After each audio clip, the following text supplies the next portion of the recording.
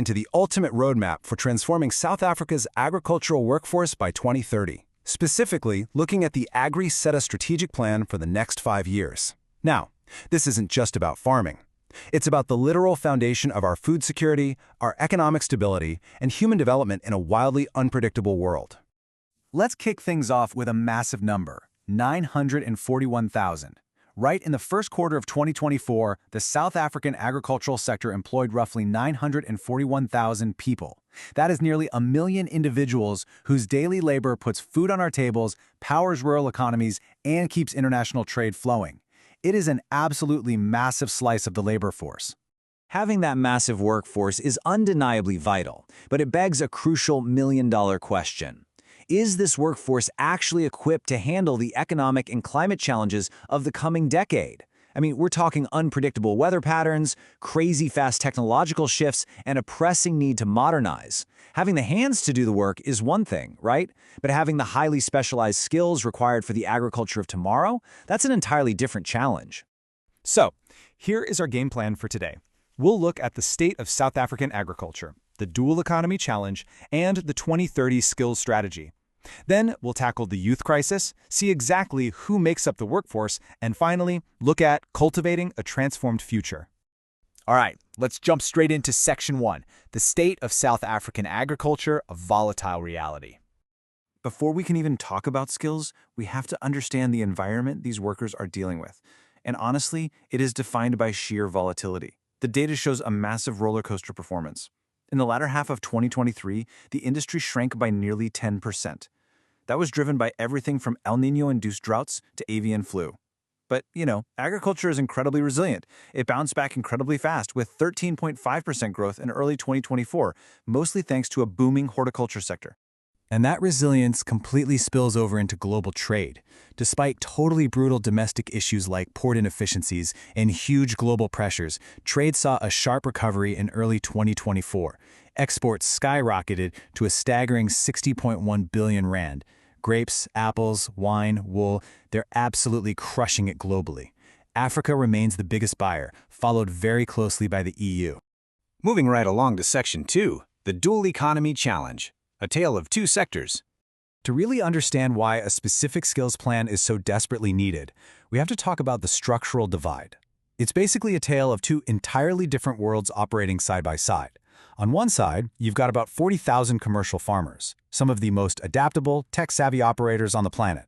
But then, on the flip side, you have an emerging sector of subsistence and small-scale farmers that is estimated to be at least 10 times larger by headcount.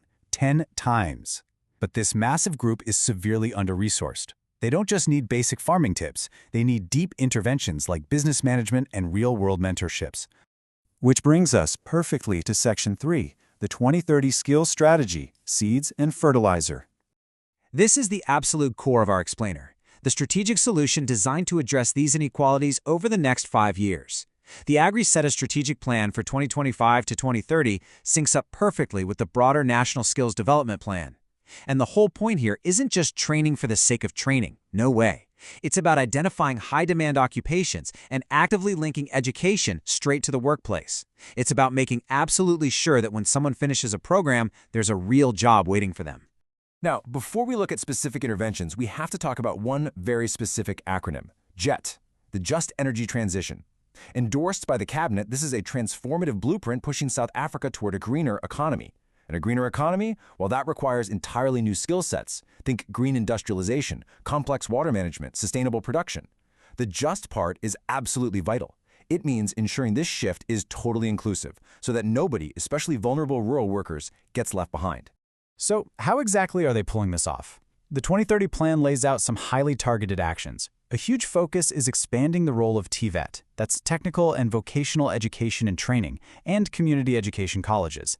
The goal is simple. Make sure graduates actually possess the technical chops employers are practically begging for. They're also leaning heavily into entrepreneurship because self-employment and cooperatives are going to be massive drivers of job creation moving forward. Let's pivot to Section 4, tackling the youth crisis, bridging the gap. This is a deeply human element of the policy. If you read through these government documents, you're going to see this acronym everywhere, NEET. It stands for individuals who are not in employment, education, or training. High NEET rates aren't just an economic bummer. They represent a profound gap in opportunity that threatens long-term social stability. The strategy recognizes that this specific demographic simply must be the primary target for skills development. And look, the government strategy isn't just about magically handing out jobs. It's about systematically creating real, structural pathways for the youth to actually enter the agricultural economy. They are building a national database to identify these individuals, devising specific interventions to get them skilled up, and literally helping them launch their own businesses. All of this ties right into the broader Presidential Youth Employment Initiative, creating a totally unified front against youth joblessness. All right, Section 5. Who is the workforce? Humanizing the data. To really grasp the weight of these plans, we have to look at the people on the ground. According to the latest Workplace Skills Plan data, the sector is overwhelmingly driven by Black African workers. They make up a massive 75% of both permanent and temporary roles in the industry. Colored employees represent the second highest demographic, followed by white, Indian, and Asian workers. Knowing this breakdown is absolutely essential for ensuring that broad-based Black economic empowerment goals actually land where they're supposed to. But here's where we hit a pretty alarming vulnerability. Despite making solid gains in female employment between 2021 and 2023, the data for 2024 showed a sudden, very sharp 11% drop in permanent female workers. An 11% drop! It completely highlights why this skill strategy is doubling down on making agriculture more accessible to women, empowering them to step into more prestigious, rewarding roles. We have to reverse that trend. Plus, the workforce is undeniably aging. The biggest chunk of permanent workers is sitting right in the middle, between 35 and 55 years old. Experience is fantastic, sure, but this demographic reality proves exactly why that youth focus we talked about earlier is basically do or die. If we don't skill up the under 35 cohort right now, we are staring down a massive leadership and operational vacuum in the near future. There's also a serious inclusivity issue. The data shows that workers with disabilities are currently getting boxed into elementary, lower-skilled roles, while their presence in skilled trades and machine operations has been dropping significantly since 2020. This is a massive barrier, and the 2030 plan is actively targeting funding to dismantle it and get these workers properly upskilled. Finally, Section 6. Cultivating a transformed future, the harvest. Let's bring this whole thing home. What's the ultimate harvest here? By zooming in on green skills, integrating the youth, and lifting up emerging farmers, this strategy is designed to build an inclusive economy that takes poverty head-on. It's locked in step with the National Development Plan 2030. We're talking about shifting ownership patterns, securing our national food supply, and staying fiercely competitive globally, all while creating real jobs in the rural areas that need them the absolute most. The AgriSETA vision statement really hits the nail on the head, enabling a skilled, transformed, and prosperous agricultural sector.